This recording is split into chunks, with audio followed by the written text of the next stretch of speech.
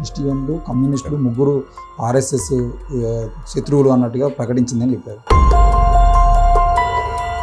ముస్లింల మీద భారతీయ జనతా పార్టీ ప్రారంభం నుంచే యుద్ధం చేస్తుంది. భారతదేశంలో జరిగిన ఏ ఎన్నికల్లో కూడా ఒక్క సీటు మైనార్టీకి ఇవ్వలేదు. అది అసెంబ్లీలు కావచ్చు, పార్లమెంట్ కావచ్చు, ఎక్కడ ఇవ్వలేదు. ఇవ్వకపోగా లేటెస్ట్గా వక్ఫ్ బిల్ ఒకటి తీసుకొచ్చారు.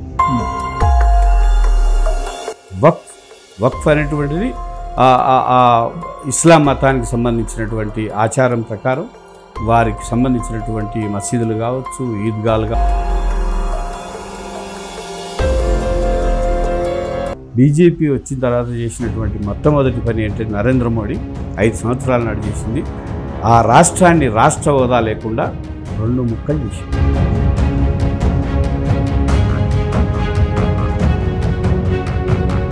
అడవిలో ఉండేటువంటి సంపద మీరు ఇష్టం ఉన్నట్టు దోచుకోవడానికి, మీరు ఇష్టం ఉన్నట్టు కాంట్రాక్ట్ పాట పాడుకోవడానికి వీలు లేదు. 3వసారి అధికారంలోకి వచ్చిన తర్వాత నరేంద్ర మోడీ చేసినటువంటి పని ఏమిటాయా అంటే ఎట్టి పరిస్థితుల్లో కూడా ఆపరేషన్ కగార్ అనేటువంటి ఒక దుర్మార్గమైనటువంటి హత్యాకాండ వాళ్ళ కాల్చి చంపుతున్నటువంటి ఒక నరమేధం వాళ్ళ దేశంలో కొనసాగుతూ ఉన్నది. ఇది భారత రాజ్యాంగానికి వ్యతిరేకమైనది. Hi hello welcome to NN media. నేను రాకేష్. 2026 మార్చి నాటికి ఈ దేశం మావోయిస్టు రహిత దేశంగా మారుస్తామని చెప్పేసి బీజేపీ కేంద్ర హోంశాఖ మంత్రి మరి అమిత్ షా గారు కంకణం కట్టుకొని కూర్చున్నట్టుగా మనం చూస్తూ ఉన్నాం. ఇదే సందర్భంలో బీజేపీ మాట్లాడుతున్నటువంటి మాటలకి ధీటుగా సమాధానాలు ఇస్తూ ఆపరేషన్ కగార్ని ఆపివేయాలంటూ దేశవ్యాప్తంగా ఉద్యమాన్ని చేస్తున్నది కమ్యూనిస్ట్ పార్టీలు. ఈ సందర్భంలో హైదరాబాద్ వేదికగా భారత్ బచావో కానీ లేదంటే కమ్యూనిస్ట్ పార్టీలు కానీ ఆర్ఎస్యు లాంటి పాత సంఘాలన్నీ కలిసి ఏకధాటిగా ఏకమై ఈరోజు ఆపరేషన్ కగార్ ఎప్పటికైనా ఆపివేయాల్సిందే, ఈ మానవ హనాన్ని మేము చూస్తూ ఊరుకోమని చెప్పేసి నినదిస్తున్నటువంటి గొంతులు ఏకమవుతున్నటువంటి సందర్భం. ఆ సందర్భంలో ఈ నెల 17వ తేదీన ఒక మహాధర్నాన్ని ఈ హైదరాబాద్ మహానగరంలో చేపట్టబోతుంది న్యూ డెమోక్రసీ అలాగే మిగతా సంఘాలన్నీ కలిసి. అందులో ముఖ్యంగా ఈరోజు ఆ విషయం మీద మనతో మాట్లాడడానికి న్యూ డెమోక్రసీ రాష్ట్ర నాయకులు అలాగే తెలంగాణ ఉద్యమకారులు ఆనాడు తెలంగాణ రాష్ట్రాన్ని ఎందుకు సాధించుకోవాలని చెప్పేసి మొత్తం రాష్ట్ర వ్యాప్తంగా ఎంతోమంది ఆ న్యూ డెమోక్రసీ పార్టీ నుండి తిరిగినటువంటి సందర్భాలు మనం చూసాం. అందులో ముఖ్య నాయకుడు గోవర్ధన్ గారు మనతో ఉన్నారు. Sir welcome to NN media. Operation కగార్కు సంబంధించినటువంటి విషయంలో ఈరోజు దేశవ్యాప్తంగా కమ్యూనిస్టు పార్టీలు ఏకమై దానికి వ్యతిరేకంగా నిలబడడం అనేది ఏదో అది ఈరోజు ప్రతిపక్ష పార్టీలన్నీ కూడా అదే మాటను అనాల్సినటువంటి పరిస్థితిని తీసుకొచ్చాయని అయితే అర్థమవుతూ ఉంది. అయితే ఈ సందర్భంలో ఆపరేషన్ కగార్ని బీజేపీ ఇంత పకడ్బందీగా చేయాలని ఆలోచన చేయడాన్ని ఏ విధంగా అర్థం చేసుకోవచ్చు అంటారు? చాలా సరైనటువంటి ప్రశ్నలు అడిగారు మీరు. ఆపరేషన్ కగార్ అనేటువంటిది కేవలం ఒక తెలంగాణకో ఛత్తీస్గఢ్కో లేకపోతే మొత్తం మధ్య భారతానికో సంబంధించినటువంటి విషయం కాదు సార్. ఆపరేషన్ కగార్ అంటేనే అర్థం అంతిమ యుద్ధం. ఈ అంతిమ యుద్ధం పేరుతో మీరు అన్నట్టుగా ఇవాళ దేశ హోంశాఖ మంత్రి, చాలా ముఖ్యమైనటువంటి మంత్రి, మార్చి 2026 నాటికి దేశాన్ని మావోయిస్టు రహిత లేదా నక్సలైట్ రహిత దేశంగా నేను మారుస్తానని చెప్తున్నాడు. దాంట్లో ఎంతో పురోగతి సాధించామనేటువంటి విషయాన్ని కూడా ఈ మధ్యన మళ్ళీ పదే వారు ప్రకటించడమే కాకుండా ఆ ప్రకటిస్తున్నటువంటి విషయాలు ముందుకు పోతున్నట్టుగా ఈ లక్ష్యాన్ని సాధిస్తామనేటువంటి ఒక ధీమాను కూడా అమిత్ షా మొదలుకొని భారతదేశంలో ఉండేటువంటి భారతీయ జనతా పార్టీ నాయకులు, ప్రధానంగా వారిని వెనక ఉండి నడిపిస్తున్నటువంటి ఆర్ఎస్ఎస్ నాయకులు ఇవాళ మాట్లాడుతూ ఉన్నారు. నిజానికి ఇది సాధ్యమా? ఇది బేసిక్గా దేశంలో వేసుకోవాల్సినటువంటి ప్రశ్న. డెడ్ లైన్ అనేటువంటిది దేనికి పెట్టుకుంటామండి మనం? ఎప్పుడైనా ఈ దేశంలో బ్రిటిష్ వాడు ఈ దేశం నుంచి వెళ్ళిపోయిన తర్వాత ఈ దేశానికి అధికార మార్పిడి జరిగింది లేదా స్వాతంత్రం వచ్చింది అనేటువంటి సందర్భంలో ఈ దేశాన్ని ఎట్లా అభివృద్ధి చేయాలి, వ్యవసాయ రంగాన్ని ఎట్లా అభివృద్ధి చేయాలి, అట్లాగే ఈ దేశంలో పారిశ్రామిక రంగం లేదు, పారిశ్రామిక రంగాన్ని దాన్ని ప్రారంభించడం కోసం, బలోపేతం చేయడం కోసం ఏ రకమైనటువంటి ప్రణాళికలు చేయాలని ఒక పంచవర్ష ప్రణాళికలు తీసుకొచ్చారు. అట్లాగే ఆనాడు జై జవాన్ అన్నారు, జై కిసాన్ అన్నారు, అనేక రకాల నినాదాలు ఆనాటి కాలానికి అనుగుణంగా ముందుకొచ్చాయి. కానీ ఇవాళ 75 సంవత్సరాల తర్వాత ఆజాదీ కా అమృత్ మహోత్సవ్ పేరిట వేడుకలు పూర్తయిన 1 సంవత్సరంన్నర తర్వాత ఇవాళ అమిత్ షా ఈ దేశంలో మావోయిస్టులని, నక్సలైట్లను లేకుండా నేను చేస్తానని మాట్లాడుతున్నాడు. నిజానికి ఆపరేషన్ కగార్ అనేటువంటిది ఇవాళ ఏమన్నా కొత్తదా? కానే కాదు. ఆపరేషన్ కగార్ అనే అంతిమ యుద్ధం మొత్తం ఈ దేశంలో ఉండేటువంటి ఖనిజ వనరుల మీద, ఓకే, అడవులు, కొండలు, గుట్టలు, విస్తారమైనటువంటి అడవి ప్రాంతంలో ఉండేటువంటి సహజ సంపద, సహజ నిక్షేపాలు, సహజ వనరులు ఏదైతే ఉన్నాయో ఆ ఖనిజ సంపదనంతా కూడా కార్పొరేట్ సంస్థలకి, అది అదానీ కావచ్చు, అంబానీ కావచ్చు, జిందాల్ కావచ్చు, దేశంలో ఉండేటువంటి లేదా దేశం వెలుపల ఉండేటువంటి అనేక రకాల బహుళ జాతి కంపెనీలకు అప్పచెప్పడం కోసం అనేక రకాల అగ్రిమెంట్లు దాదాపు 15-20 సంవత్సరాల నుంచి, ఇంకా చెప్పాలంటే ఈ దేశంలో నూతన ఆర్థిక విధానాలు, నూతన పారిశ్రామిక విధానాలు మొదలైన తర్వాత నుంచి ఈ ప్రహసన నడుస్తూ ఉన్నది. ఆ మేరకి రాష్ట్ర ప్రభుత్వాలు కావచ్చు, కేంద్ర ప్రభుత్వం కావచ్చు, లేదా జిందాల్ లాంటి కంపెనీ కావచ్చు, లేదా ఇప్పుడు అదానీ లాంటి కంపెనీలు కావచ్చు, అనేక రకాల ఒప్పందాల్ని కుదుర్చుకున్నాయి. ఈ ఒప్పందాలు కుదుర్చుకున్నటువంటి సందర్భంలో ఏ నేల లోతుల్లో, ఏ నేల మాగాణాల్లో ఏదైతే ఖనిజాలు నిక్షిప్తమై ఉన్నాయో ఆ నిక్షిప్తమైనటువంటి ఆ నేల మీద ఉపరితలంలో లక్షలాది మంది ఆదివాసులు ఉన్నారు. ఆ ఆదివాసీలు అక్కడే పుట్టారు, అక్కడే పెరిగారు, అక్కడే చస్తున్నారు తరతరాలుగా. ఈ ఆదివాసులని ఆ ప్రాంతం నుంచి వెళ్ళగొట్టకపోతే, వాళ్ళని అక్కడనే ఉంచితే ఈ సహజ సంపద ఏదైతే ఉన్నదో దీన్ని తవ్వి బయటికి తీయడానికి వీల్లేని ఒక పరిస్థితి ఇవాళ వాళ్ళు ఎదుర్కొన్నారు. ఇక్కడ ఇంకొక విషయం కూడా చూడాలి. ఇవాళ మధ్య భారతం లేదా ఛత్తీస్గఢ్ కావచ్చు, జార్ఖండ్ కావచ్చు, మధ్యప్రదేశ్ కావచ్చు, తెలంగాణ కావచ్చు, ఈ ప్రాంతం మొత్తం మీద కూడా నక్సలైట్ ఉద్యమాలు, ఓకే, లేదా మావోయిస్ట్ ఉద్యమాలు, ఇంకా చెప్పాలంటే మార్క్సిజం, లెనినిజం, మావో ఆలోచన విధానం లేదా మావోయిజం పేరుతో ఈ ప్రాంతంలో గత 40 సంవత్సరాలుగా, గత 50 సంవత్సరాలుగా ఒక కొత్త ఆలోచన ధార, ఒక కొత్త రాజకీయ విధానం, ఒక ప్రత్యామ్నాయ విధానం. ఏమిటా ప్రత్యామ్నాయ విధానం? ఈ దేశంలో ఉండే ప్రతి మనిషికి, ఈ దేశంలో ఉండేటువంటి ఇది వర్గ సమాజం, వర్గ సమాజంతో పాటు అనేక రకాల దొంతర్లు కలిగినటువంటి సమాజం. ఈ దేశంలో ఆదివాసులు మనుషులు కారు.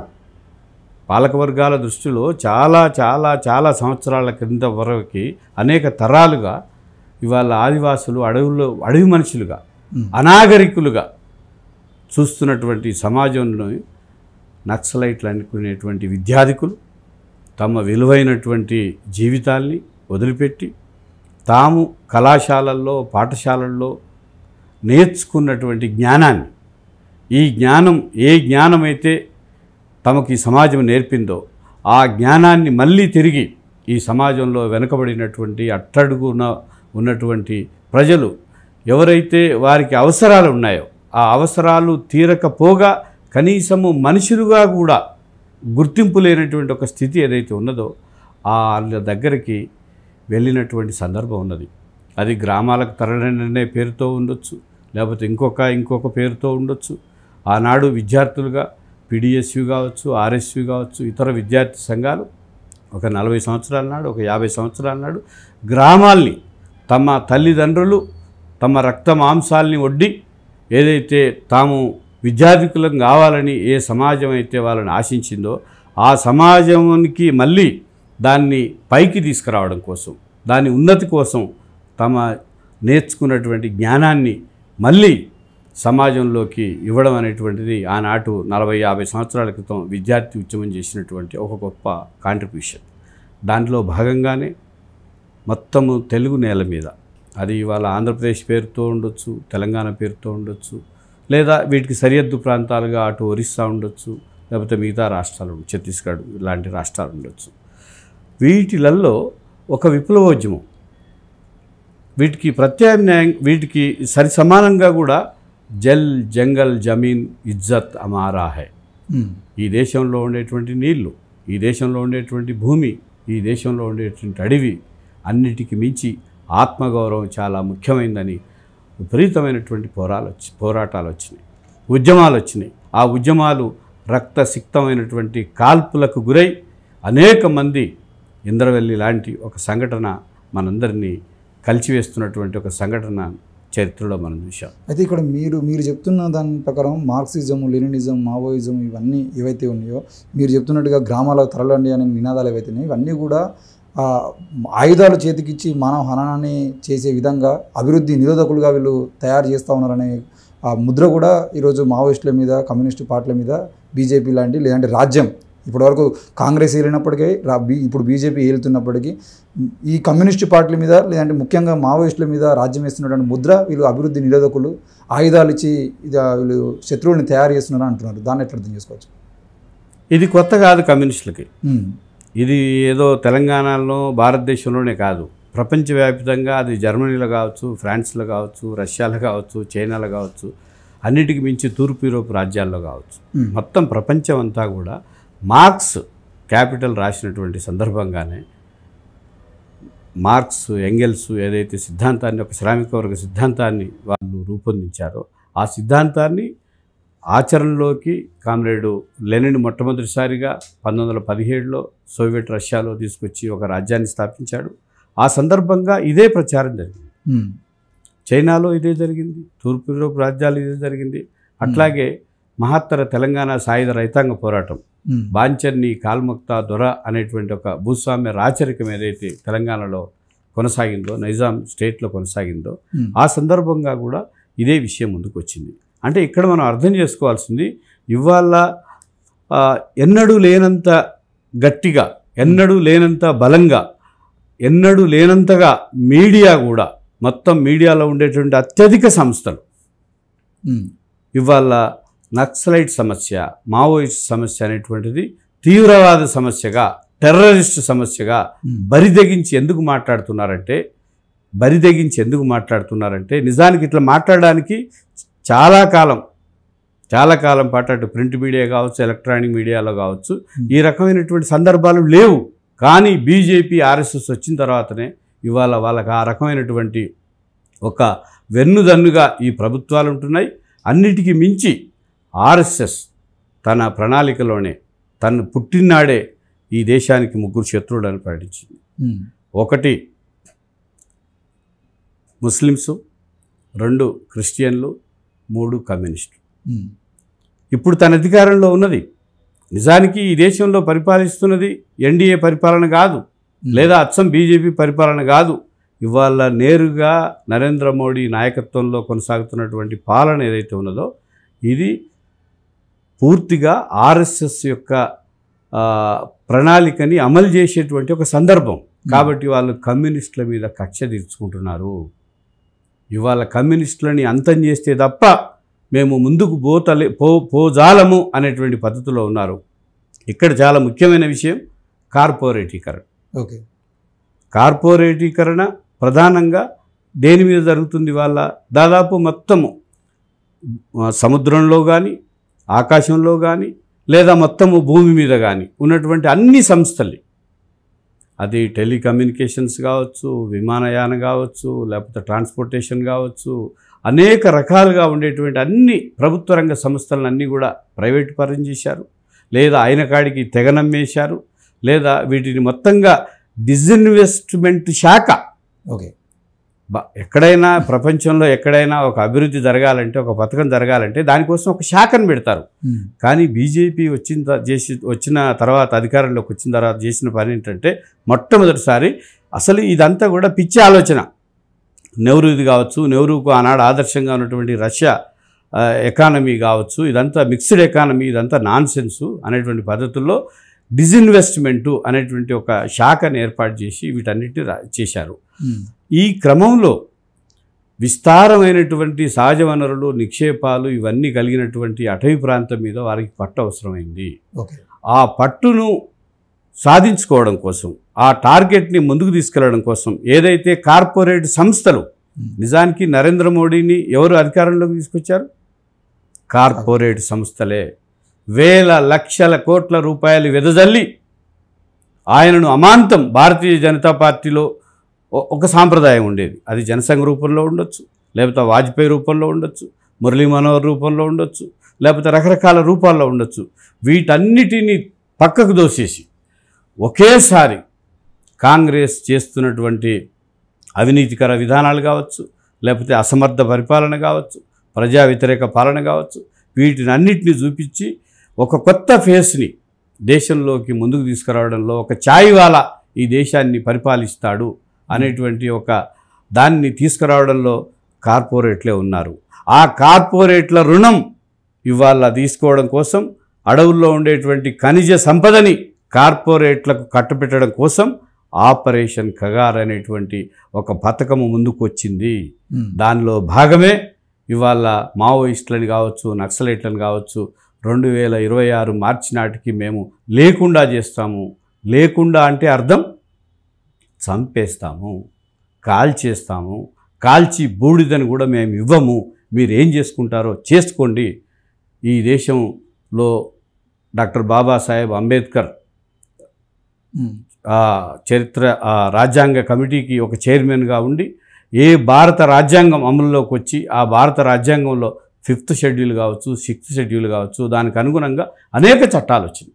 అటవీ హక్కుల చట్టం వచ్చింది, మన తెలుగు నేల మీద 170 లాంటి చట్టాలు వచ్చినాయి, దేశవ్యాప్తంగా అనేక ఫారెస్ట్ రైట్స్ యాక్ట్ ఇవన్నీ కూడా ఉన్నాయి.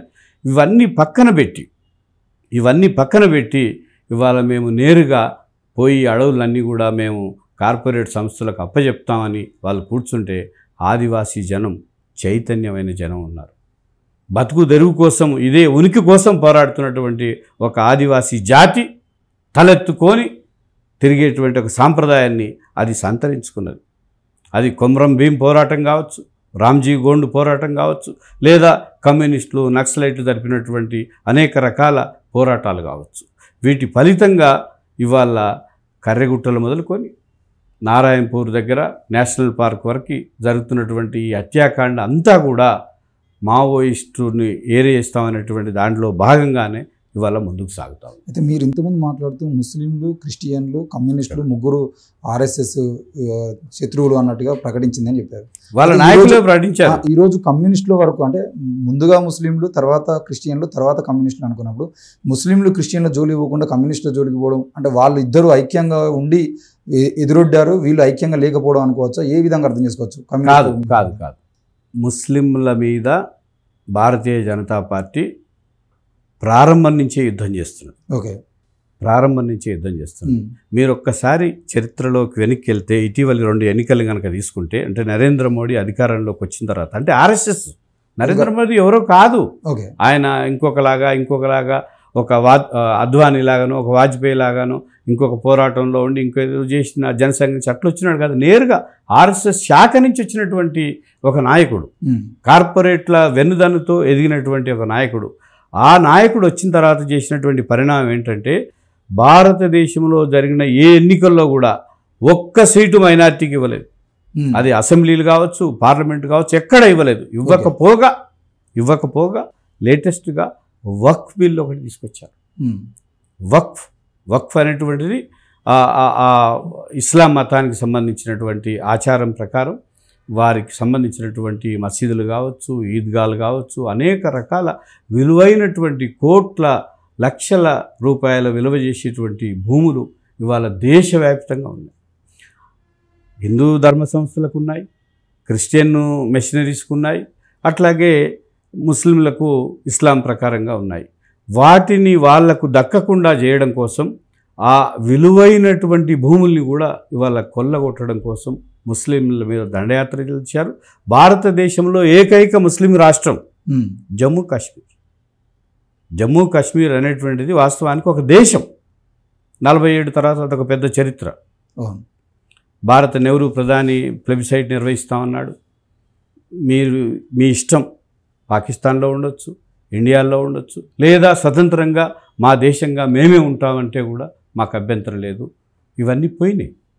ఈ జనాభిప్రాయ సేకరణ, ఈ వెబ్సైట్ ఇవన్నీ గాల్లో కలిసిపోయిన తర్వాత బీజేపీ వచ్చిన తర్వాత చేసినటువంటి మొట్టమొదటి పని ఏంటంటే నరేంద్ర మోడీ 5 సంవత్సరాల నాడు చేసింది, ఆ రాష్ట్రాన్ని రాష్ట్ర హోదా లేకుండా 2 ముక్కలు చేశారు. ఊచకోత జరుగుతుంది అక్కడ. ఇలా పేల్గాం పరిస్థితి ఎందుకు వచ్చింది, లేకపోతే ఇలా కాశ్మీర్లో పరిస్థితి ఎందుకు వచ్చింది అంటే ముస్లిం అనేటువంటి ఒక కమ్యూనిటీ మీద నేను చెప్పే ఉద్దేశం డే 1 నుంచి నరేంద్ర మోడీ ప్రభుత్వం దాడులకు పెట్టింది. ఇక క్రిస్టియన్స్ దేశంలో వెరీ మైనారిటీ, వాళ్ళకి రావాల్సిన నిధులు కావచ్చు, వాళ్ళకి రావాల్సినటువంటి అనేక విషయాలు చర్చిల మీద దాడులు జరుగుతున్నాయి. మనము చూసాము ఒరిస్సాలో మత ప్రచారకుడి కొడుకును వాళ్ళని దీంట్లో వేసి కందమాల దగ్గర ఏ రకమైనటువంటి దీంట్లో చంపేశారు, ఎంత భయానక వాతావరణాన్ని వాళ్ళు సృష్టించారు ఆదివాసీ ప్రాంతాల్లోని.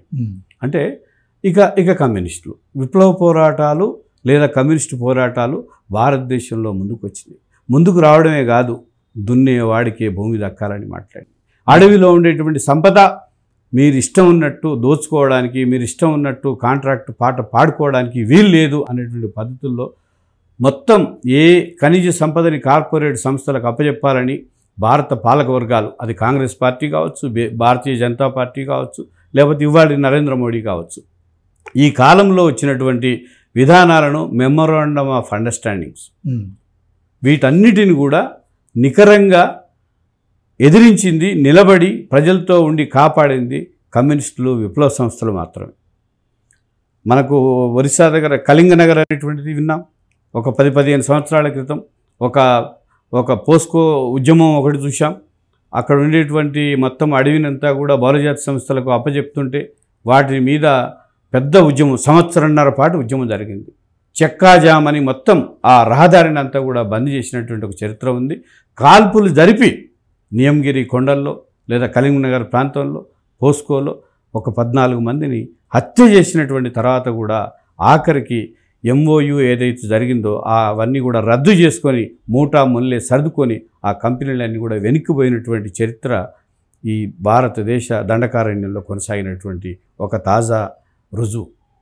అందుకని మూడోసారి అధికారంలోకి వచ్చిన తర్వాత నరేంద్ర మోడీ చేసినటువంటి పని ఏమిటాయా అంటే ఎట్టి పరిస్థితుల్లో కూడా ఇక నేను కార్పొరేట్లకు ఇచ్చినటువంటి నన్ను ఇంతవాడిగా చేసినటువంటి విశ్వగురువుగా, ది లార్జెస్ట్ పర్సన్గా ప్రపంచంలో నేను వాళ్ళ రుణం తీర్చుకునేటువంటి సమయం ఇప్పుడు వచ్చింది అనేటువంటి పద్ధతుల్లో ఆపరేషన్ కగార్ అనేటువంటి ఒక దుర్మార్గమైనటువంటి హత్యాకాండ ఇవాళ గాజాలో పాలస్తీనాల ప్రజలపై లేదా గాజా నగరంలో ఎట్లయితే హత్యాకాండ జరుగుతూ ఉన్నదో, ఒక జాతిని నిర్మూలించేటువంటి ఒక జనసైడ్ ఏదైతే ఉన్నదో అది దానికి ఏమీ తక్కువ కాకుండా ఇవాళ ఆదివాసీ జాతిని, అడవి బిడ్డల్ని మొత్తంగా మావోయిస్టులు అనే పేరుతో లేదా నక్సలైట్లు అనే పేరుతో ఇవాళ కాల్చి చంపుతున్నటువంటి ఒక నరమేధం ఇవాళ దేశంలో కొనసాగుతూ ఉన్నది. ఇది భారత రాజ్యాంగానికి వ్యతిరేకమైనది. మీరు ఇందాక ఒక మాట అడిగారు, కమ్యూనిస్టులు కానీ మిగతా వాళ్ళు కానీ వీటిని వ్యతిరేకిస్తున్నారా అని. వ్యతిరేకించడం కాదు, ఒక్క కమ్యూనిస్టులు కాదు, ఒక్క మావోయిస్టులు కాదు, ఇవాళ భారతదేశంలో ఉండేటువంటి షెడ్యూల్ 5, షెడ్యూల్ 6 ప్రకారంగా ఆ ప్రాంతంలో ఏ చిన్న పని ప్రారంభించాలన్నా భారత రాష్ట్రపతి లేదా ఆయా రాష్ట్ర గవర్నర్లకు మాత్రమే హక్కు ఉంటుంది. రాష్ట్ర ప్రభుత్వాలకు కానీ, ప్రైవేట్ సంస్థలకు కానీ, కార్పొరేట్ సంస్థలకు కానీ, మరే సంస్థలకు కానీ వాటిలో 1 ఎకరం 1 ఇంచి భూమి కూడా తీసుకోవడానికి లేదనేటువంటి ఒక రాజ్యాంగం, అన్ని రకాల షరతులు, ఇవన్నీ హామీలు, ఇవన్నీ ఆ రోజు భారత రాజ్యాంగంలో 5th 6th షెడ్యూల్లో డాక్టర్ బాబాసాహెబ్ అంబేద్కర్ పెట్టినటువంటి సందర్భంలో ఇవాళ రాజ్యాంగాన్ని తూట్లు పడుస్తూ పక్కదారి పట్టిస్తూ విషాదం ఏమిటి ఇవాళ విషాదం ఏమిటంటే భారత రాష్ట్రపతి ఒక ఆదివాసీ బిడ్డ, ఒక మహిళ ఈ దేశానికి రాష్ట్రపతి అయింది. ఒక ఆదివాసీ బిడ్డ ఈ సమాజంలో అట్టడుగున ఉన్నటువంటి ఒక బిడ్డ, ఒక ఆదివాసీ బిడ్డ రాష్ట్రపతి అయిందని ఇవాళ గొప్పగా చెప్తారే. కానీ మీరు ఈ గొప్పగా చెప్తున్నటువంటి ఈ కాలంలోనే అదే ఆదివాసీ తెగకు సంబంధించిన, అదే ఆదివాసీ జాతికి సంబంధించినటువంటి వేల మందిని, లక్షల మందిని, కోట్ల మందిని అడవుల్లో నుంచి గెంటివేయడం కోసం అనేక రకాల పథకాలు ముందుకొచ్చినాయి. ఇవాళ వాటిని అమలు చేస్తూ ఉన్నారు. వాటికి వ్యతిరేకంగా ఎవరైతే ఆదివాసులు నిలబడ్డారో ఆ నిలబడ్డ ఆదివాసులకు అండగా మావోయిస్టులు కానీ, నక్సలైట్లు కానీ, కమ్యూనిస్టులు కానీ, డెమోక్రాట్స్ కానీ. స్టాన్ స్వామి ఎవరండి? Stan Swamy is a Christian father, మత ప్రబోధకుడు.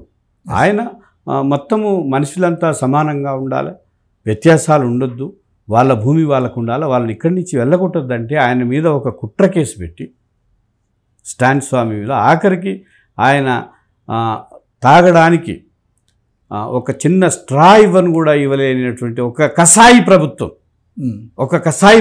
ఒక వృద్ధుడికి, ఒక పాస్టర్కి, ఒక ప్రజల కోసం తన మొత్తం జీవితాన్నే దానికోసం దారపోసినటువంటి ఒక గొప్ప యోధుడు. మనం అట్లా మాట్లాడుకోవాలి. ఆయనకు ఆఖరికి చిన్న స్పూన్ కూడా ఇవ్వలేని ఒక దుర్మార్గమైనటువంటి ఒక హంతక ప్రభుత్వం ఇది.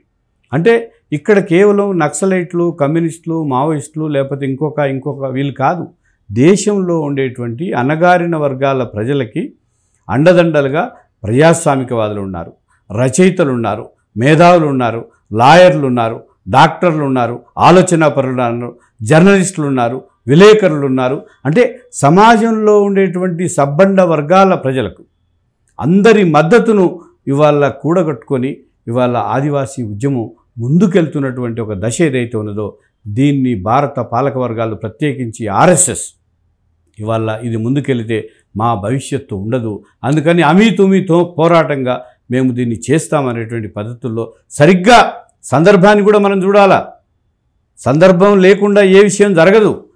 ఒకవైపున భారత రాష్ట్రపతిగా ఒక మహిళని, ఆదివాసీ మహిళని పెడుతూనే, నియమిస్తూనే, మరొక వైపున అంటే మన కంటిని మన వేలుతోటి చంపేటువంటి ఒక దుర్మార్గమైనటువంటి ఒక బ్రాహ్మణికల్ హిందుత్వ ఫ్యాసిస్ట్ ఆలోచన ఏదైతే ఉన్నదో ఇవాళ సరిగ్గా భారతీయ జనతా పార్టీ ఇవాళ ఆ రకమైనటువంటి ద్వంద్వ ప్రమాణాల్ని, హంతక విధానాల్ని తేనె పూసిన కత్తిలాగా ఇవాళ ప్రజల మీద రుద్దుతూ ఉన్నది. అయితే మీరేమో ప్రజలు, మేధావులు, ప్రజా సంఘాలు, ఉద్యమకారులు, అందరూ జర్నలిస్టులతో సహా అందరూ ఈరోజు వ్యతిరేకిస్తున్నారు అని చెప్పేసి మాట్లాడుతూ ఉన్నారు. అయితే ప్రజలు వ్యతిరేకించేది ఉంటే ప్రభుత్వం, ఈ కసాయి ప్రభుత్వం అని మీరు చెప్తున్నటువంటి ప్రభుత్వమే చట్టాలను వెనక్కి తీసుకున్నటువంటి, నల్ల చట్టాలను, రైతుల చట్టాలను వెనక్కి తీసుకున్నది.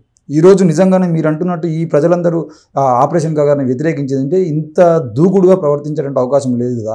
మీరు కేవలం మాటల వరకే అవకాశం ఉందా, లేదంటే నిజంగా ప్రజలు దీన్ని వ్యతిరేకిస్తున్నట్టుగా అర్థం చేసుకోవచ్చు? ఎట్లా అర్థం చేసుకోవాలి? ఇక్కడ చాలా స్పష్టమే.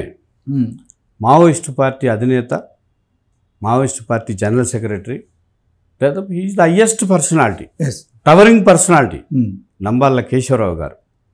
వారిని పట్టుకొని కాల్చి చంపి, కనీసం భారతీయ సంస్కృతి అంటారు, భారత సంస్కృతి పరిరక్షకులం అంటారు, మాది హైందవ ధర్మం అంటారు, మేము ధర్మ పరిరక్షకులం అని మాట్లాడతారు. కానీ మీరు చేసింది ఏంటి? మీ పరిపాలనలో భారత రాజ్యాంగం ప్రకారం కావచ్చు, భారత చట్టాల ప్రకారం కావచ్చు, లేదా భారతదేశంలో ఉండే ప్రజల మత విశ్వాసాలకు సంబంధించినటువంటి ఆచార వ్యవహారాలు ఉంటాయి, సంస్కారాలు ఉంటాయి, వాటికి సంబంధించిన ఏది కూడా మీరు పాటించలేదు. ఏ రూపంలో అయినా చనిపోవచ్చు. నేను ఎట్లా చనిపోయారు, ఏం చంపేశారు అనేది కొత్త ఏం కాదు. ఇవాళ ఓకే, చనిపోయిన తర్వాత ఆ డెడ్ బాడీస్ని, ఆ మృతదేహాల్ని గౌరవప్రదంగా వారి కుటుంబ సభ్యులకి, ఆత్మీయులకి, వాళ్ళ బంధువులకి, మిత్రులకి ఇవ్వాల్సినటువంటి ఒక సాంప్రదాయం ఉన్నది. ఎంత శత్రువు అయినా కావచ్చు, నీ దృష్టిలో ఇంకేమైనా కావచ్చు, నువ్వు ఇవాళ అది ఇచ్చావా? స్వయంగా కేశవరావు గారి అన్న, ఆయన ఒక విద్యాధికుడు, ఒక గౌరవప్రదమైనటువంటి వృత్తిలో ఉన్నాడు. ఆయన వెళ్ళి వారం రోజులు నారాయణపూర్లో వాళ్ళంతా చెప్పులు కాలరిగేలాగా తిరిగి ఆఫీసుల చుట్టూ తిరిగితే కూడా డెడ్ బాడీస్ని ఇవ్వలే. ఇస్తామని రకరకాల సంతకాలు చేయించుకున్నారు. ఏం చేశారు? ఫైనల్గా కిరసనాయిలు పోసి తగలబెట్టారు అనాథ శవంలాగా. ఆఖరికి వాళ్ళు మా బంధువుల, మా పిల్లల మా అన్నాదమ్ములకు సంబంధించినటువంటి ఆ చితాభస్మాన్ని, ఆ ఎముకల్ని మేము తీసుకెళ్తాము, ఆ బూడిదని మేము తీసుకెళ్తాం. ఎందుకంటే మా సాంప్రదాయం, మా సాంప్రదాయం లేదా మా ఆచారాలు ఒప్పుకో అనేటువంటిది అడిగితే కూడా శవానికి సంబంధించి శవాలను చూసి మీరు భయపడతారు. ఆ శవాలతో కూడినటువంటి కాల్చిన తర్వాత వచ్చేటువంటి ఆ చితాభస్మాన్ని కూడా, ఆ బూడిదని కూడా ఇవ్వడానికి మీరు సిద్ధమయ్యారంటే దీనికోసం మీరు ఎన్ని వేల మంది పోలీసులు దించారు, ఎన్ని రాష్ట్రాల్ని మీరు దిగ్బంధనం చేశారు, ఎంత ప్రయత్నం చేశారు. అంటే ఒక సత్యం ఉన్నది, ఒక ఆచారం ఉన్నది, ఒక ధర్మం ఉన్నది. ఈ ధర్మాన్ని, సత్యాన్ని, ఈ ఆచారాన్ని అన్నిటికి మించి భారత రాజ్యాంగం మరణాన్ని కూడా భారతదేశంలో ఉండేటువంటి చట్టాలు వారి వారి మత విశ్వాసాల ప్రకారం వాళ్ళ సంస్కారం వాళ్ళని జ్ఞాపకం చేసుకోవడం కోసం ఒక గౌరవమైనటువంటి పద్ధతుల్లో ఇవ్వాలనేటువంటి దాన్ని మీరు తుంగలో తొక్కిన తర్వాత దేశంలో ఉండేటువంటి అనేక మంది మేధావులు, అనేక మంది పత్రికలు, అనేక మీడియా కావచ్చు, ఆలోచన పరులు కావచ్చు, ఆఖరికి వేరేకి సంబంధించినటువంటి వాళ్ళు కూడా మాట్లాడినటువంటి సందర్భం ఉన్నది. ఇది పిరికితనం కాదా? ఎన్కౌంటర్లు భారతదేశంలో కొత్త ఏం కాదు. వీర తెలంగాణ సాయుధ రైతాంగ పోరాటం ఉంది, శ్రీకాకుళం విప్లవ పోరాటం ఉన్నది, లేదా తర్వాత గోదావరిలో పోరాటం ఉంది, దండకారణ్యంలో ఉద్యమం ఉన్నది, లేదా ఇవాళ దేశంలో కొనసాగుతున్నటువంటి ఉద్యమాల్లో ఇవన్నీ ఒక 40-50 సంవత్సరాల ధార. అంటే భారతీయ జనతా పార్టీ, ఆర్ఎస్ఎస్ ఇవాళ చేస్తున్నటువంటి ఈ ఆపరేషన్ కగార్ ఏదైతే ఉన్నదో దీన్ని నికరంగా తెలంగాణ ప్రజానీకం దీన్ని వ్యతిరేకించడానికి తెలంగాణలో ఉండేటువంటి అన్ని రాజకీయ పార్టీలు కూడా కలిసికట్టుగా బీజేపీయేతర రాజకీయ పార్టీలు, ప్రజా సంఘాలు, మేధావులు, ఆలోచనాపరులు వీళ్ళందరూ కూడా దీనికి వ్యతిరేకంగా వాయిస్ చేస్తున్నటువంటి సందర్భం భారతదేశంలో ఏ రాష్ట్రంలో లేదు. నిజానికి ఆంధ్రప్రదేశ్లో ఉన్నది. కానీ ఇప్పుడు జరుగుతున్నది ఏమిటి? ఆంధ్రప్రదేశ్లో ఒక రకంగా అది డబుల్ ఇంజన్ కాదు, ఆ త్రిబుల్ ఇంజన్ సర్కార్ కూడా అనుకోవచ్చు. ఆ కూటమి ప్రభుత్వం వాళ్ళు ఏం పేరు పెట్టుకున్నా బీజేపీ కంటే ఇంకా దారుణంగానే వాళ్ళు వ్యవహరిస్తున్నటువంటి సందర్భాన్ని మనం చూస్తున్నాం. అందుకని వీటిని దృష్టిలో ఉంచుకొని మీరు ఇందాక అన్నారు శాంతి చర్చల ప్రక్రియ అనేది ఒకటి జరుగుతున్నది. మీరు ప్రారంభంలో అన్నట్టు న్యూ డెమోక్రసీ పార్టీ 17వ తారీఖు నాడు ధర్నా నిర్వహించట్లేదు. ధర్నా నిర్వహిస్తున్నది ఎవరు? శాంతి చర్చల కమిటీ. ఓకే, శాంతి చర్చల కమిటీలో అనేక సంఘాలు ఉన్నాయి. చంద్రకుమార్ గారు లాంటి జస్టిస్ ఉన్నారు. ప్రముఖ మేధావిగా ఉన్నటువంటి హరగోపాల్ సార్ ఉన్నారు. అట్లాగే కందిమల్ల ప్రతాప్ రెడ్డి గారు ఉన్నారు. అనేక మంది జర్నలిస్టులు, పార్టీలు, సంస్థలు ఇవన్నీ కూడా ఉన్నాయి. వీటన్నిటి ఆధ్వర్యంలో దాదాపు గత 3 మాసాలుగా మార్చి, ఏప్రిల్, మే, జూన్ ఇప్పటి వరకు తెలంగాణ మొత్తంలో, ఆంధ్రప్రదేశ్లో, తెలుగు నేల మీద ఇవే కాకుండా ఢిల్లీలో కావచ్చు, పంజాబ్లో కావచ్చు, బెంగాల్లో కావచ్చు, ముంబైలో కావచ్చు, బెంగళూరులో కావచ్చు, తమిళనాడులో కావచ్చు, అనేక రాష్ట్రాల్లో ఆపరేషన్ కగార్ని నిలిపివేయాలి. ఇది మొత్తం కూడా ఆదివాసీ జాతిని హననం చేసేటువంటిది. ఆదివాసీ జాతిని తుడిచిపెట్టేయడం కోసమే ఇది ముందుకొచ్చింది. అన్నిటికీ మించి విస్తారమైనటువంటి భవిష్యత్ తరాలకి అవసరమైనటువంటి ఖనిజ సంపద ఏదైతుందో ఆ ఖనిజ సంపదని కార్పొరేట్లకు కట్టబెట్టడం కోసం మాత్రమే ఆపరేషన్ కగార్ను మీరు ముందుకు తెచ్చారు.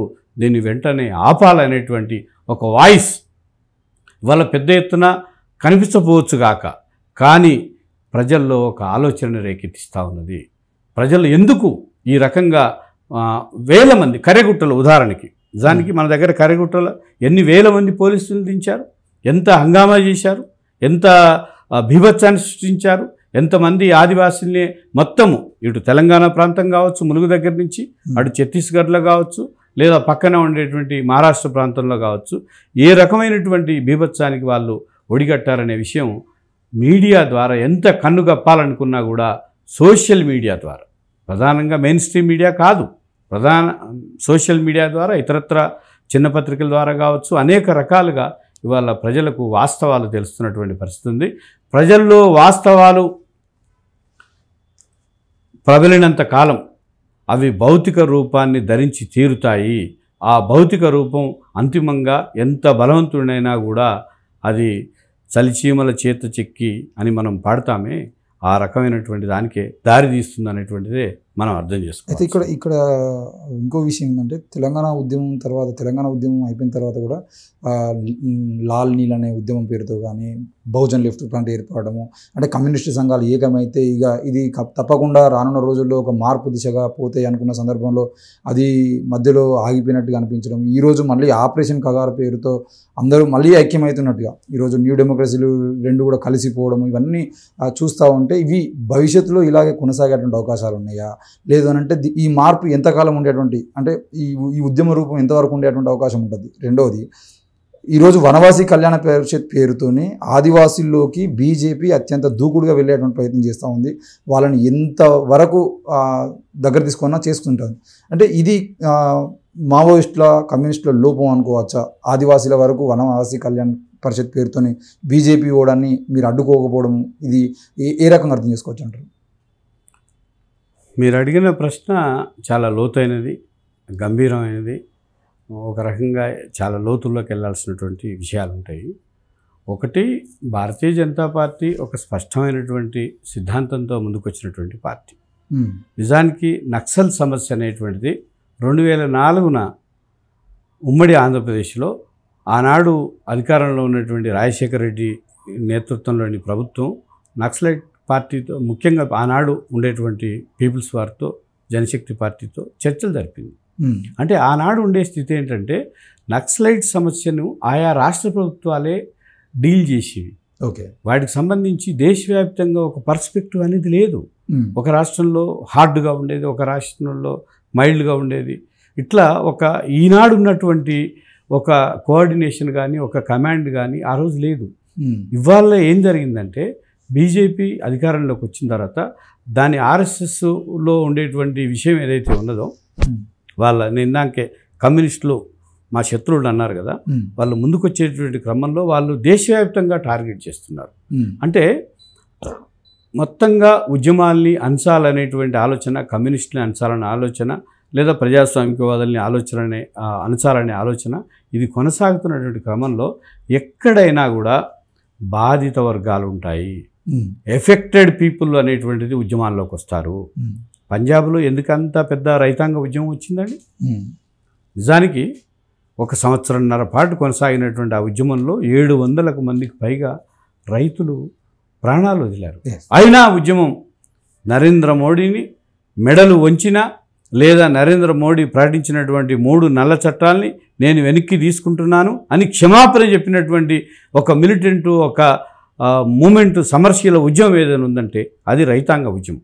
అది రైతాంగ ఉద్యమం నుంచి ఇవాళ కమ్యూనిస్టులు కావచ్చు, నక్సలైట్లు కావచ్చు, ప్రజా సంఘాలు కావచ్చు, ఈ దేశంలో ఉండేటువంటి బహుజనులు కావచ్చు, అనేక మంది ఇవాళ తీసుకుంటున్నారు. అంటే మొత్తంగా ఆర్ఎస్ఎస్ బీజేపీ ప్రభుత్వం అధికారంలోకి వచ్చిన తర్వాత బాధిత సమూహాలు, మీరు ఇందాక లాల్ నీల్ అన్నారే, లాల్ నీల్ శక్తులు కూడా, బహుజనులు కూడా ఇవాళ దళితులు, ఆదివాసీలు, మైనారిటీసు, లేకపోతే రకరకాల వర్గాలు సమాజంలో అణగారిపోతూ ఉన్నాయి. రకరకాల వర్గాలు ఇవాళ బాధిత సమూహాలుగా మారిపోతున్నాయి.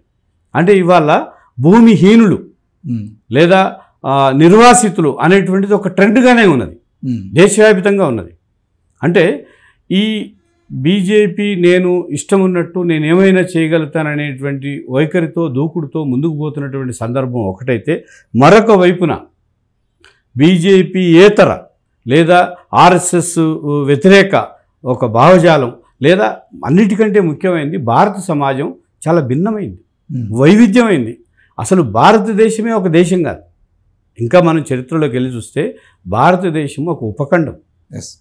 వివిధ జాతుల, వివిధ కులాల, వివిధ మతాల, వివిధ తెగల, వివిధ సంస్కృతుల, వివిధ ఆచారాల కట్టు బొట్టు దగ్గర నుంచి తిండి, ఇట్లాంటి విషయాల మీద అనేక రకాల వైవిధ్యం ఉంది. ఈ వైవిధ్యాలు కలిగినటువంటి వీళ్ళందరినీ ఒకే దేశం పేరుతో, లేదా ఒకే ట్యాక్స్ పేరుతో, ఒకే మతం పేరుతో, ఆఖరికి వీళ్ళందరినీ ఒకే మతంలో, అది హిందూ మతంలోకే నేను తీసుకొస్తానంటే అంగీకరించడానికి ఈ దేశంలో ఉండేటువంటి ఈ ఇంత వైవిధ్యం కలిగినటువంటి దీంట్లో సిద్ధంగా లేరు. అందుకని నువ్వు అణిచిపెట్టి నేను వీళ్ళందరినీ ఒకటి చేస్తాను అనుకుంటే అది భ్రమ. ఇవాళ బీజేపీకి మొత్తం చూడండి, దాని ఫ్రెండ్స్ ఎవరైతే ఉన్నారో, ఒకనాడు అకాలీదళ్ చాలా ముఖ్యమైనటువంటి ఫ్రెండ్. దాదాపు భారత రాజకీయాల్లో ఒక 30-40 సంవత్సరాల పాటు వాళ్ళకు విడదీయలేని ఒక మిత్రపక్షం ఇవాళ లేదు. అంటే బీజేపీ అనేటువంటి ఒక సంస్థ ఒక హిందూ మతాన్ని ఆలంబనగా చేసుకొని ఇతర మతాల్ని, ఇతర సంస్కృతుల్ని, ఇతర విషయాల్ని పక్కన పెట్టి లేకుండా చేసి మొత్తం సర్వం మేమే అనేటువంటి ఆలోచన ఏదైతే ఉన్నదో దానికి వ్యతిరేకంగా ఇవాళ అందరూ ఐక్యమవుతున్నటువంటి స్థితి ఉంది. అది ఒక ఆశామైన స్థితి. అంటే భారతీయ జనతా పార్టీ అధికారంలోకి వచ్చిన తర్వాత నూతన ఆర్థిక విధానాన్ని దూకుడుగా అమలు చేస్తూ ఉంది, శరవేగంగా అమలు చేస్తున్నది. అది విద్యారంగం కావచ్చు, వైద్య రంగం కావచ్చు, ఆరోగ్య రంగం కావచ్చు, అన్నిటికంటే మెయిన్ వ్యవసాయ రంగాన్ని, కార్మిక రంగాన్ని ఇవాళ మొత్తంగా కూడా కుదేలు చేస్తున్నటువంటి పరిస్థితి, హక్కులు లేకుండా చేస్తున్నటువంటి పరిస్థితి, 12 గంటల పని విధానం లేకుండా చేస్తున్నటువంటి పరిస్థితి, రైతాంగానికి రక్షణ లేకుండా చేస్తున్నటువంటి పరిస్థితి, మొత్తం కార్పొరేటీకరణ, మొత్తం దేశంలో ఉండేటువంటి సహజ వనరుల్ని, దేశంలో ఉండేటువంటి సంపదని సామ్రాజ్యవాదులకి, వాళ్ళ తొత్తులైనటువంటి బహుళజాతి కంపెనీలకు అప్పనంగా అప్పచెప్తున్న సందర్భంలో బాధిత సముదాయాలన్నీ ఒకటైతున్నప్పుడు కమ్యూనిస్టులుగా, విప్లవ సంస్థలుగా విడివిడిగా ఉండడం ఇది శ్రేయస్కరం కాదు, ఇది సందర్భం కాదు. గతం ఏమైనప్పటికీ వర్తమానంలో ఒక మెరుగైనటువంటి భవిష్యత్తు కోసం మనందరము ఐక్యంగా ఉండాలా. ఐక్యంగా ఉన్నప్పుడు మాత్రమే శత్రువుని ఏకంగా ఎదుర్కోగలుగుతామని సిపిఎంఎల్ న్యూ డెమోక్రసీ పార్టీ ఒక 10 సంవత్సరాలుగా వేరువేరుగా కొనసాగిన, పోయిన సంవత్సరం 2024 డిసెంబర్లో మా 2 న్యూ డెమోక్రసీ సంస్థలు ఐక్యమైనవి. ఇంకా ఇతర సంస్థలు కూడా ఐక్యం కావాలి. ఓకే, ఇందులో ఇప్పుడు నరేంద్ర మోడీ దృష్టిలో లేదా బీజేపీ ఆర్ఎస్ఎస్ దృష్టిలో రాహుల్ గాంధీ ఒక అర్బన్ నక్సలైట్. ఇందులో కాంగ్రెసు, కమ్యూనిస్టులు, CPI, CPM, new democracy, mass line, లేదా మావోయిస్టులు, లేదా పీపుల్స్ వారు, లేకపోతే జనశక్తి, ఈ తేడాలు ఎవరికి లేవు. వాళ్ళందరిది ఒకటే. వీళ్ళందరూ కూడా విదేశీ సిద్ధాంతం కలిగినటువంటి వాళ్ళు.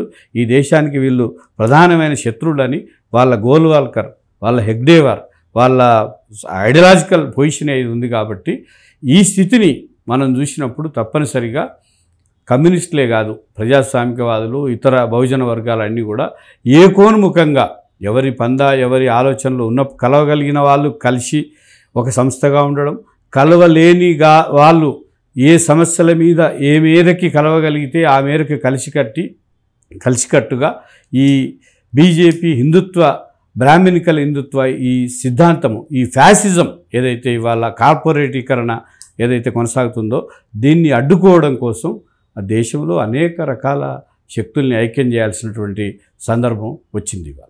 అయితే ఆపరేషన్ కగార్ని వ్యతిరేకించడం కోసం నూతన రాజ్యాధికార సంస్థలు ఏర్పడ్డాయి అని చెప్పేసి మాట్లాడుతున్నారు.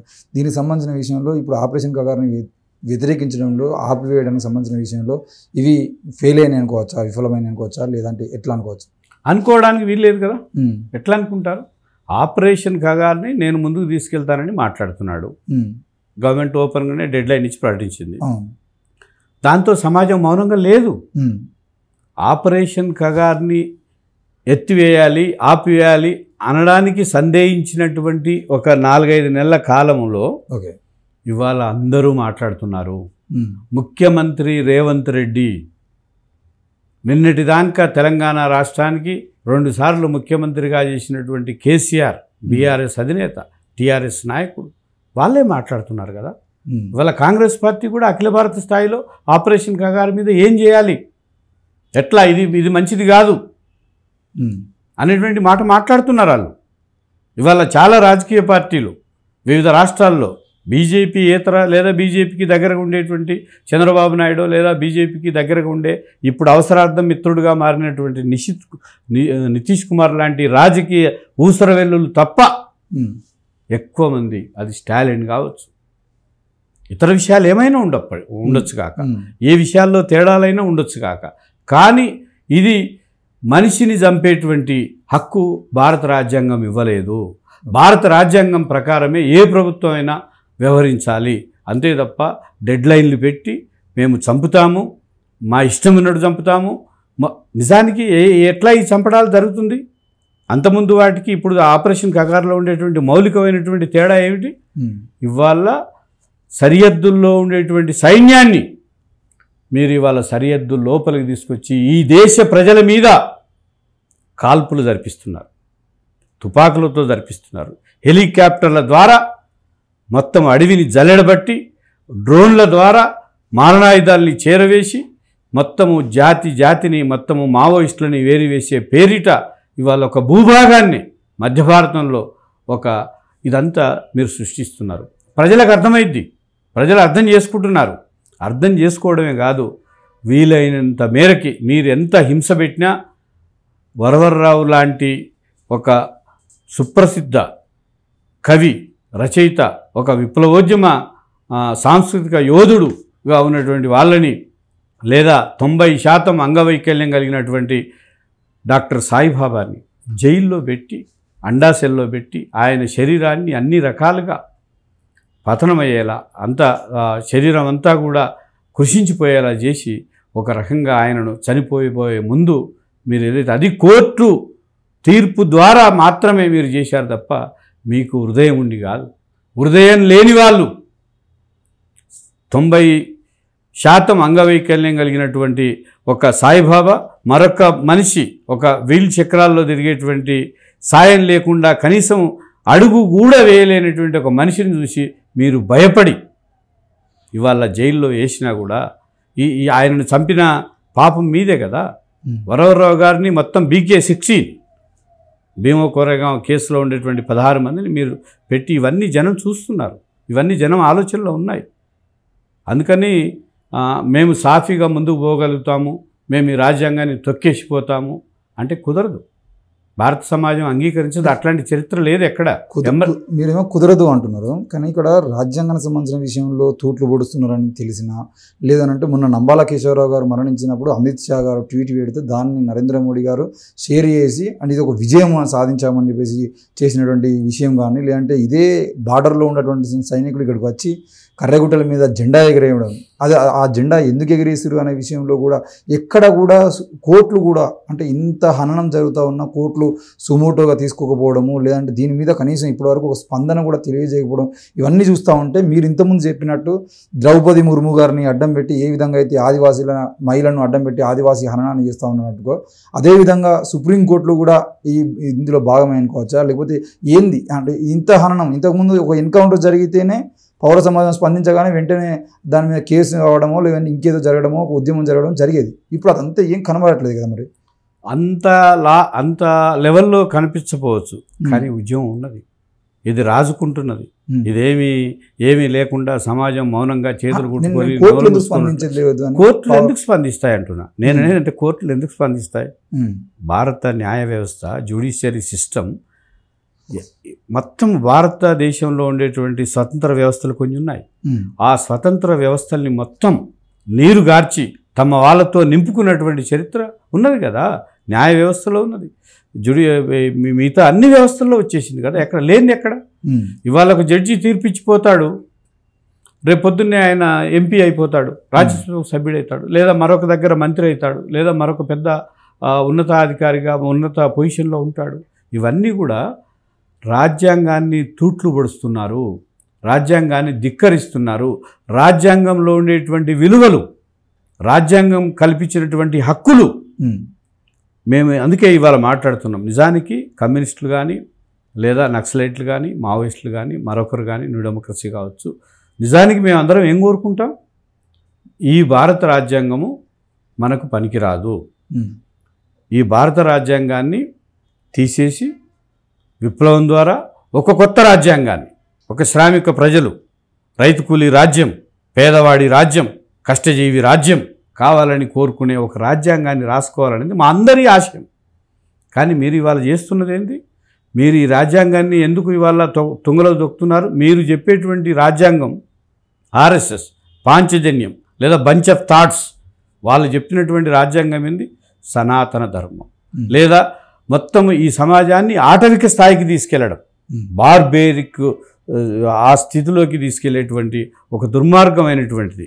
అంటే నేను ఇంతకుముందు చెప్పాను కదా, వైవిధ్యమైనటువంటి ఈ దేశంలో నువ్వు మొత్తము వీళ్ళందరినీ ఎక్కడికో తీసుకెళ్తానంటే ఎవరు సిద్ధంగా లేరు. విద్యా వ్యవస్థలన్నీ మార్చారు, జ్యుడిషియరీ సిస్టమ్ను మార్చారు, అట్లాగే రకరకాల ఆఖరికి ఎలక్షన్ సిస్టమ్. మేము చెప్పట్లా, మేము కమ్యూనిస్టు పార్టీగా ఒక విప్లవ పార్టీగా లేకపోతే ఇంకోరం కాదు. ఈ దేశంలో ఇంతకాలం పరిపాలించినటువంటి మహానాయకులే చెప్తున్నారు ఈ ఎన్నికలు అనేది ఫార్స్ అని చెప్తున్నారు. ఎలక్షన్ కమిషన్ అనేటువంటిది కీలు బొమ్మ అని చెప్తున్నారు. ఇవి ఎవరో మేము తరిమల నాగిరెడ్డి గారు ఆయన దాదాపు ఎమర్జెన్సీ కాలంలోనే ఒక గొప్ప పార్లమెంటరీ నాయకుడిగా ఒక ఆర్థికవేత్తగా భారతదేశం తాకట్టులో ఉందని చెప్పాడు. ఊరికే చెప్పడమే కాకుండా దీన్ని మార్చాలని చెప్పాడు. ఈ దేశాన్ని అమ్మకానికి చేస్తున్నారు. కానీ ఇవాళ జరుగుతున్నది ఏంటి? ఈ దేశాన్ని తాకట్టు నుంచి మొత్తం అమ్మేశారు సామ్రాజ్యవాద సంస్థలకి. లేదా ఈ దేశంలో ఏది అంతా పరాధీనమే, ఎక్కడ సార్వభౌమాధికారం అనేటువంటిది లేదు, ఎక్కడ స్వతంత్రం అనేది లేదు. IMF వాడు చెప్తే నువ్వు వినాలా, అమెరికా వాడు చెప్తే వినాలా. నిన్న పహల్గాంలో జరిగిందేంటి? భారతదేశం పాకిస్తాన్ మధ్యన ఒక పెద్ద వార్ జరుగుతుందని ఒక 3 రోజులు ఇదంతా జరిగిన తర్వాత ఆల్ ఆఫ్ సడన్గా ఆగిపోయింది. ఎందుకు ఆగిపోయింది? నిన్ను నడిపించేది అమెరికా వాడు. అమెరికా వాడు లేదా అమెరికా అధ్యక్షుడు ఆయుధ వ్యాపారి, ఆయుధ బేహారీ. అందుకని తన ఆయుధాలు పాకిస్తాన్కి అమ్ముకోవాలి, భారతదేశానికి అమ్ముకోవాలి, యుద్ధాన్ని సృష్టించాలా, ఇద్దరికి తగు పెట్టాలా, చేయాలా. యుద్ధం అయిపోయింది, ఆపింది. అందుకని ఎక్కడ స్వతంత్రం అనేటువంటిది లేదు. ఈ స్వతంత్రము డొల్లా. 1947 ఆగస్టు 15 వచ్చింది. దేశ ప్రజలకు సంబంధించినటువంటి నిజమైన స్వాతంత్రం కాదు. ఇక్కడ ఉండేటువంటి ప్రజలకు స్వేచ్ఛ స్వాతంత్రాలు లేవు అని 75 సంవత్సరాలకు సంబంధించినటువంటి ఆచరణ నిరూపించింది. ఇవ్వాలనే జెండర్ డిస్క్రిమినేషన్ మీద ఒక రిపోర్ట్ వచ్చింది. నేను పురుషులకు స్త్రీలకు మధ్యన మొత్తం 148 దేశాలని వాళ్ళు లెక్కలోకి తీసుకొని స్టడీ చేస్తే మన భారతదేశం ప్రపంచంలో అతిపెద్ద జనాభా కలిగినటువంటి దేశం. విశ్వగురు ఏలుబడిలో 11 సంవత్సరాల తర్వాత మనము 138వ స్థానంలో ఉన్నాం. మనకంటే చిన్న దేశాలు బంగ్లాదేశ్ కావచ్చు, లేదా పాకిస్తాన్ కావచ్చు. అంటే ఎక్కడ సమాజము ఆధునికత వైపు, విజ్ఞానం వైపు, వికాసం వైపు ప్రయాణిస్తున్నప్పుడు స్త్రీ పురుషుల మధ్యన ఒక వ్యత్యాసం తగ్గిపోవాలి, ఒక వివక్షతలో వస్తున్నటువంటి రూపాలు తగ్గిపోవాలి. చట్టాలు ఉన్నాయి ఈ దేశంలో. మహిళలు కూడా ఇవాళ దేశానికి రాష్ట్రపతి కాగలుగుతున్నారు, లేదా విమానాలు నడుపుతున్నారు, లేదా దేశాన్ని ఏలుతున్నారని చెప్పడం కాదు. ఈ మొత్తము ఈ సమాజంలో ఉండేటువంటి మహిళల్ని, స్త్రీలని సగభాగం మావో సెట్టింగ్ చైనా విప్లవ నాయకుడు, ప్రపంచ మార్క్సిస్ట్ మెహ్రావి ఆకాశంలో సగము నువ్వు సగము నేను అంటాడు. సగం ప్రపంచం ఇవాళ 138వ స్థితిలో దిగజారిపోయినటువంటి స్థితి 75 సంవత్సరాల తర్వాత మనం చూస్తున్నాము. అందుకని ఇది ఎల్లకాలము ఇట్లనే ఉండదు. హిట్లర్, ముసోలిని ఉన్నారు, నిజాం నవాబ్ ఉన్నాడు, లేదా చంద్రబాబు నాయుడు 2021 వరకు నేనే వెళ్తానని చెప్పిండు. ఎవరెక్కడున్నారో మనకు తెలుసు. గొప్ప గొప్ప మహానాయకులు ఉన్నారు. మట్టిగా అంటే ప్రజా వ్యతిరేకంగా పరిపాలిస్తే నేను రాజరికంలో లాగా లేదా ఆటవిక విధానంలో లాగా నేను పరిపాలిస్తానంటే, మధ్యయుగాల్లాగా వెళ్తానంటే కుదరదు. ఈ దేశానికి ఒక డెమోక్రసీ సిస్టమ్ ఉన్నది, ఈ దేశంలో ఒక రాజ్యాంగం ఉన్నది. ఆ రాజ్యాంగం ఎంత అమలు జరిగింది, ఎంత అమలు జరగలేదనే విషయాన్ని పక్కన పెడితే, ఆ రాజ్యాంగంలో ఉండేటువంటి విలువలు, ఆ రాజ్యాంగంలో ఉండేటువంటి హక్కులు ఏదైతే ఉన్నాయో ఆ హక్కుల్ని కాపాడుకోవాల్సిన అవసరం ఉన్నది. ఆ విలువల ఆధారంగా ప్రజలు, అవి ఊరికే వచ్చినాయి కావు, అనేక ప్రజా పోరాటాల ఫలితంగానే అవి వివిధ చట్టాల రూపంలో, వివిధ సౌకర్యాల రూపంలో, వివిధ షరతుల రూపంలో, వివిధ హామీల రూపంలో, ప్రత్యేకించి ఆదివాసీ సమాజానికి 5-6 షెడ్యూలు భారత రాజ్యాంగంలో హామీ పడ్డదంటే, మీ హక్కులు భంగం కావంటే భంగం కలగకుండా ఉంటాయని ఏ రాజ్యాంగం అయితే నీకు హామీ ఇచ్చిందో ఆ రాజ్యాంగాన్ని వాళ్ళ తూట్లు పడుస్తున్నారనేటువంటి ఒక వాస్తవం ఇవాళ ఆదివాసీ సమాజానికే కాదు, ఆదివాసీ వెలుపల ఉండేటువంటి, సరిహద్దుల్లో ఉండేటువంటి, మైదానాల్లో ఉండేటువంటి, నగరాల్లో ఉండేటువంటి ప్రజలకు కూడా తీసుకెళ్లాల్సినటువంటి అవసరం ఈ దేశంలో ఉండేటువంటి మేధావుల మీద, విద్యార్థుల మీద. ఈ అవసరం సంబంధించినటువంటి విషయంలో ఈరోజు ఏకమవుతున్నటువంటి ఈ కమ్యూనిస్టు పార్టీలు కానీ, వాళ్ళతో కలిసి వస్తున్నటువంటి ప్రజాస్వామికవాదులు, మేధావులతో కానీ ఈ ఆపరేషన్ కగార్ సంబంధించిన విషయం వరకే ఇది పరిమితం అవుతుందా? దీనికి ఏమైనా భవిష్యత్తు పోరాటాలు కానీ భవిష్యత్తు ప్రణాళికలు కానీ వేసుకునేటువంటి అవకాశాలు ఉంటాయా? ఈ ఐక్యత భవిష్యత్తులో కూడా కొనసాగుతుందని అనుకోవచ్చా? తప్పనిసరి. ఎందుకంటే కమ్యూనిస్టులు ఉంటే భవిష్యత్ పోరాటాలు ఏ విధంగా ఉంటాయి? నేను ఏంటంటే ఇవాళ బీజేపీ ప్రణాళిక చాలా స్పష్టంగా ఉంది. నరేంద్ర మోడీ చాలా క్లియర్ కట్టుకుండు. దేశంలో ఉండేటువంటి సహజ సంపదలంతా మల్టీనేషనల్ కంపెనీలకి ఇంపీరియలిస్టులకు అప్పచెప్పాలా. అంటే ఏం చేయాలి? భూములన్నీ లాగేసుకోవాలి, అడవులన్నీ వాళ్ళకి అప్పచెప్పాలి, అదానికో అంబానికో మరొకరికో అప్పచెప్పాలి. మరి ఇవన్నీ చూస్తూ జనం ఊరుకోరు కదా. జనానికి బతకాలి కదా, జనానికి తిండి కావాలి కదా. జనము నువ్వు ఎల్లకాలం వాళ్ళు గొర్రెలు, వాళ్ళకి తలకాయ లేదు, వాళ్ళు ఏం చేసినా ఉంటారు, మనం చంపినా పర్వాలేదు, మనం ఇట్లా ముందుకు పోవచ్చు అంటే కుదరదు, సాధ్యం కాదు. జనానికి ఆలోచన తెలుసు, ప్రపంచ చరిత్ర చెప్తుంది. ఇది మేమెవరో ఇవాళ చెప్పాల్సినటువంటి విషయం కాదు. ప్రజా వ్యతిరేకంగా ఎవరు వివరించినా అంతిమంగా ప్రజా వ్యతిరేకతలో వాళ్ళు కొట్టుకపోక తప్పదు. కాకపోతే కొంతకాలం నడుస్తుంది, కానీ ఇది ఎల్లకాలం సాగదు. కొంతకాలం నడిపించవచ్చు కాక, కొంతకాలం మీరు దుర్మార్గానికి తెగబడవచ్చు కాక, నరమేధానికి పూనుకోవచ్చు కాక, భారీ నష్టాలు కలిగించవచ్చు కాక, కానీ ఇదే శాశ్వతం కాదు. ఎక్కడైతే అణచివేత ఉంటుందో, ఎక్కడైతే దోపిడీ ఉంటుందో, ఎక్కడైతే పీడన ఉంటుందో, ఎక్కడైతే హక్కుల హనన ఉంటుందో తప్పనిసరిగా అక్కడి నుంచే ఉద్యమాలు పుట్టుకొని వచ్చి తీరుతాయి. ఇది ప్రపంచ చరిత్ర చెప్తున్నటువంటి సత్యము. దీనికి నరేంద్ర మోడీ కానీ భారతదేశం కానీ ఆపరేషన్ కగార్ కానీ ఎంత మాత్రము మినహాయింపు కానే కాదు. Okay sir, thank you. మొత్తానికైతే ఆపరేషన్ కగారుకు సంబంధించిన విషయంలో ఈరోజు ప్రజాస్వామికవాదులుగా ఏకమవుతున్నటువంటి ఇది తప్పకుండా రానున్న రోజుల్లో ఆకలి, అంటరానితనం, పేదరికం ఇవన్నీ పోయేంత వరకు కూడా ఈ ఉద్యమాలు కొనసాగుతాయని చెప్పితే మనతో పాటు గోవర్ధన్ గారు చెప్తా ఉన్నారు. న్యూ డెమోక్రసీ ఆ రెండు పార్టీలు ఏకమైనటువంటి సందర్భంగా ఇప్పటి వరకు మనం వాళ్ళని సంప్రదించలేకపోయాం. సో ఏది ఏమైనా ఈరోజు ఆ రెండు న్యూ డెమోక్రసీలు ఏకమవడం, అదేవిధంగా దేశవ్యాప్తంగా ప్రజాస్వామిక గొంతులన్నీ ఈరోజు ఆపరేషన్ కగార్ పేరుతో ఏకమైన ఇది భవిష్యత్ ప్రణాళికగా మారేటువంటి అవకాశాలు కూడా ఉంటాయని చెప్తున్నటువంటి దాంట్లో భాగంగా మనం కూడా చూడాలి మరి ఎంతవరకు ఈ ప్రణాళికలు ముందుకు పోతాయి ఏంది అనేది. అలాగే ఆపరేషన్ కగార్ని మేము ఎట్టి పరిస్థితుల్లో తగ్గేది లేదని చెప్తున్నటువంటి అమిత్ షా లాంటి వాళ్ళ గొంతు మరి ఆగిపోతుందా? ఎందుకంటే పంజాబ్ రైతుల ఉద్యమాన్ని స్ఫూర్తిగా తీసుకొని ముందుకు పోతున్నటువంటి కమ్యూనిస్టుల ఉద్యమం రేపు అమిత్ షా కూడా తలవంచే విధంగా చేస్తాయా లేదా వేచి చూడాల్సినటువంటి అవసరం అయితే ఉంది. 17వ తారీఖున మహాధర్నా కార్యక్రమం మాత్రం హైదరాబాద్లో జరుగుతూ ఉంది. ఆ రోజు కూడా మరింత మంది నాయకులు మనం అడిగి తెలుసుకునేటువంటి ప్రయత్నం చేద్దాం. చూస్తూనే ఉండండి ఎన్ఎన్ మీడియా. Thank you.